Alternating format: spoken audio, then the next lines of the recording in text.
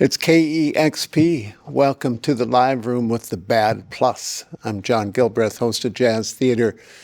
And it's really our pleasure and our honor to have this band. This is a band with some bandwidth. 25 years as the Bad Plus as a band. We're going to hear some music and talk a little bit. Thank you all, gentlemen, for coming in, taking time off this busy tour. Rugged iconoclast to the man, as I like to say, Ben Monder on guitar, homeboy Chris Speed on saxophone, and the foundation, Dave King on drums, Reid Anderson on bass. Welcome to Bad Plus.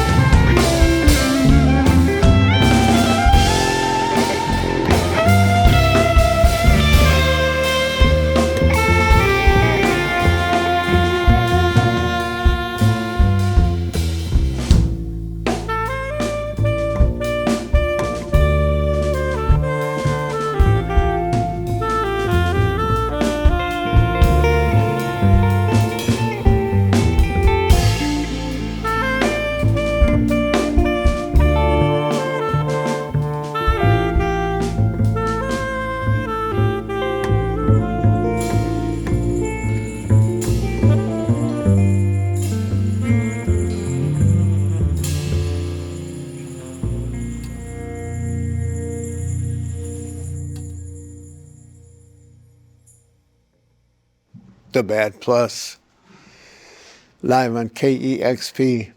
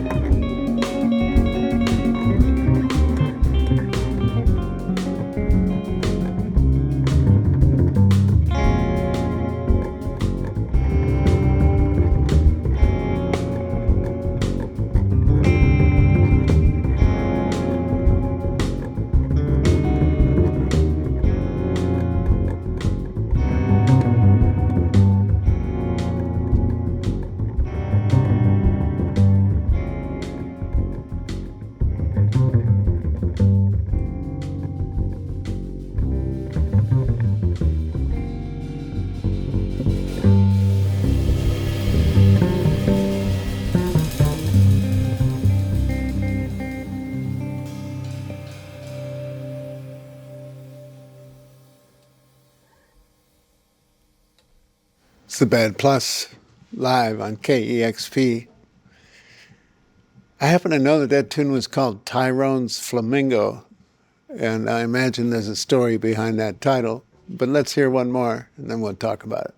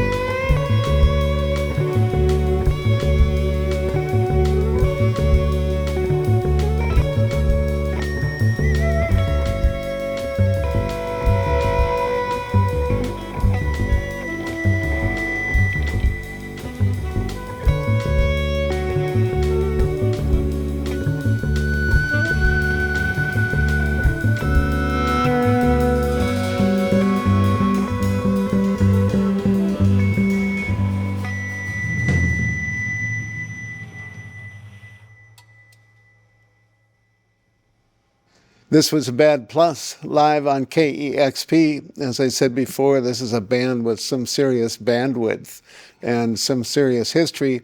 25 years as the Bad Plus, and we got a little slice of that pie early on in the mix. You did a concert here in the early 2000s at the Tractor Tavern, I believe, and did a live session on KEXP before God invented video, just an audio session. Yep. Does your memory go back that far? It does. I remember the Tractor Tavern show very well. Bill Frisell came out. We were so tickled. Yep. And I was my quip was that it was so long ago, John, that I had the same amount of hair as you back then. You always keep it covered. Congratulations on the Bad Plus, first of all. I mean, keeping a band going, it's become an institution, really, in the larger scheme of things. Keeping the band going, but also keeping it evolving, keeping it fresh, keeping the music, like, hyper-relevant, but super engaging. It's a phenomenon, I think. It's a real pleasure. Reid, I know you've done a lot of composing for the band, and I imagine that has changed. I thought about it when, on that last piece you just did, Anthem for Earnest. That was out of the earlier songbook when you were working piano trio, right? Piano, bass, and drums trio. Yes. In fact, that was Dave's song, Anthem for the Earnest. Well, for the earnest, does say that, yeah. Yeah. So, yeah. Oh, Reid writes everything. Reid, right. But yeah, this is really what we do, and you know, just talking about the writing, that's really been the force that drives the band. All of, you know, from the beginning, we all composed for the band, and the point was really to make music where the composition and the writing takes primary place. It's not just a vehicle for improvisation. We're trying to write some songs and embrace the kind of pop sensibility that we love and the avant-garde that we love, and trying to do something personal.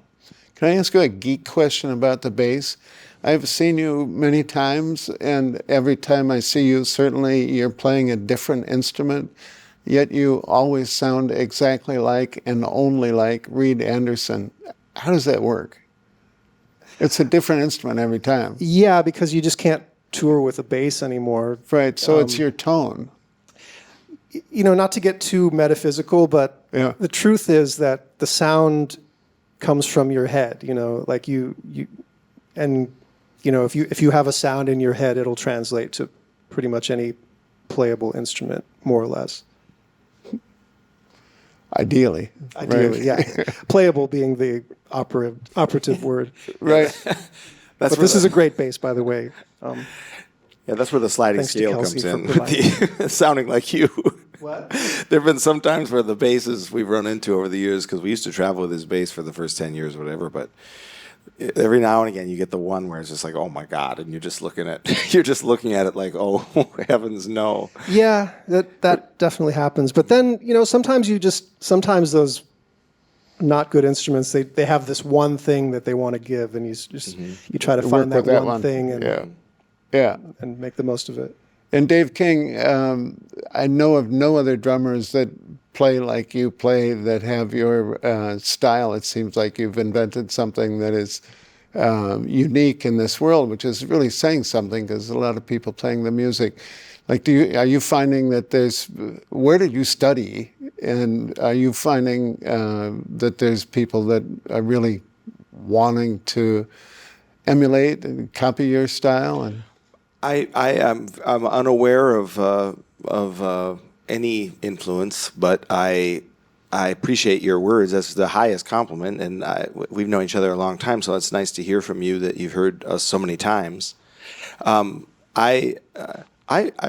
largely self-taught musician. In fact, I studied a lot with Reid and growing up together, listening to records, and I had private teachers, but I never went to a music school or of any kind. I played piano as well, so I just kind of came up studying privately with people and then teaching myself a lot of things being left alone to my own ideas, I think, was maybe that was part of it, that I didn't have as much influence by either an institution or a single teacher. So I've just really just tried to find the things that made me inspired and try to become a part of that family, and the more people that play very personally and things like that. But thank you for your kind words. John. The time is always there. I mean, the time is always right on. But what the other things you bring to it are just incredible. Thank you, John. Yeah. The Bad Plus, live at KEXP. I'm John Gilbreath, and I want to tap on Chris Speed's shoulder and see if he wants to give a testimony about coming up in the Seattle jazz scene. I know the Bad Plus has been an institution for 25 years, but I also know that all four of you musicians have worked together even prior to that, working together in New York City in the 1990s. And doing various things. And Chris came up out of the Seattle scene, right? I did. I grew up in Issaquah specifically. Was born in Seattle, but yeah. And did you do the jazz band in Bellevue or something then? I did jazz band later in high school with Mr. Glenn Letzenheiser, and but I also was involved before that in the Seattle Youth Symphony and the Seattle Young Artists, all that stuff. I was sort of grew up taking piano lessons and clarinet lessons when I lived here. So. And then you worked with some other Seattle expats, Andrew D'Angelo, Jim Black. I mean, that was my sort of my jazz education was playing with Jim and Andrew and a bunch of others like Brad Shepik and Aaron Alexander and Arnold Hammerschlag, a bunch of yeah, it's taken me back. But I actually, I think most of us kind of left Seattle because we were interested in jazz, and maybe there was more you kind of go to on New the York. East Coast. Yeah, sorry to say. But New York is Mecca. We weren't playing, grunge music, so we were sort of had to go elsewhere. What do you mean you weren't? You are. The Bad Plus, thank you so much for being with us. We will send you on your way. I understand you're on tour for the next month plus and going around the world. And it's such a pleasure to have you here. And thank you so much for stopping and taking the time to be with us. And I wish you continued success on everything. The Bad Plus out in the world. KEXP. Thanks, John. Always great to see you. Yeah, great to see you. Thank you. Dave King, I was going to ask you, what is jazz? But oh, my God. It's KEXP Seattle. Ask Ben that. Ben needs to answer a question. There you go. There's a softball, Ben. What is jazz? Jazz ain't dead. All right, KEXP Seattle. Discover new music at listener-powered KEXP.org.